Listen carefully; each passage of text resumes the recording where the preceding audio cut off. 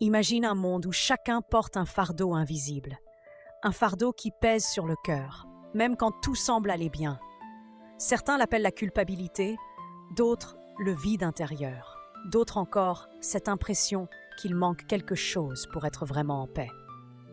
Ce fardeau, toute l'humanité le connaît, même si chacun le cache différemment. Aujourd'hui, je veux t'amener dans ce voyage intérieur, le problème que tout le monde essaye d'éviter. On peut changer de pays, changer d'amis, changer d'application, changer de style. Mais il y a une chose qu'on n'arrive jamais à fuir, le poids de notre propre cœur. C'est ce que la Bible appelle le péché. Pas un mot pour condamner, mais un mot qui décrit la fracture entre nous et Dieu. Le plus grand problème du monde n'est pas économique, politique ou scientifique. Le plus grand problème est moral et spirituel. L'humanité cherchait un moyen d'enlever ce poids. Elle n'en avait aucun. La solution qui dépasse toute logique humaine. Et voilà pourquoi Jésus est venu. Pas pour créer une religion, pas pour établir un empire, pas pour être un héros de roman. Il est venu pour résoudre le problème que personne ne pouvait résoudre, réconcilier l'homme avec Dieu. Comment? En prenant volontairement sur lui le poids que nous portions. La mort de Jésus n'était pas un accident. Ce n'était pas la fin tragique d'un homme incompris. Ce n'était pas un échec. La croix n'était pas une défaite. C'était le plus grand acte d'amour de l'histoire.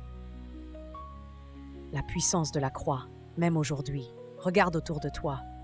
Des millions de personnes témoignent encore que quelque chose a changé dans leur vie depuis qu'elles ont rencontré Jésus. Pas une émotion, pas une sensation, une transformation.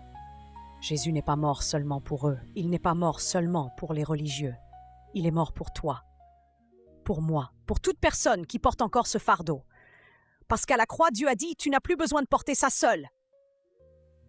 Ce message n'est pas pour la foule. Il est pour toi, personnellement. Et aujourd'hui, ce message te demande simplement « Qu'est-ce que la mort de Jésus signifie pour toi ?»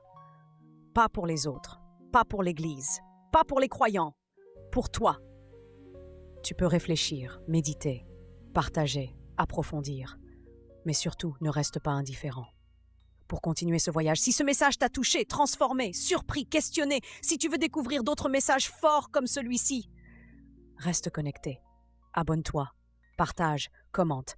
Pas pour faire du nombre, mais parce que chaque parole peut toucher une vie qui en a vraiment besoin. Soyez bénis.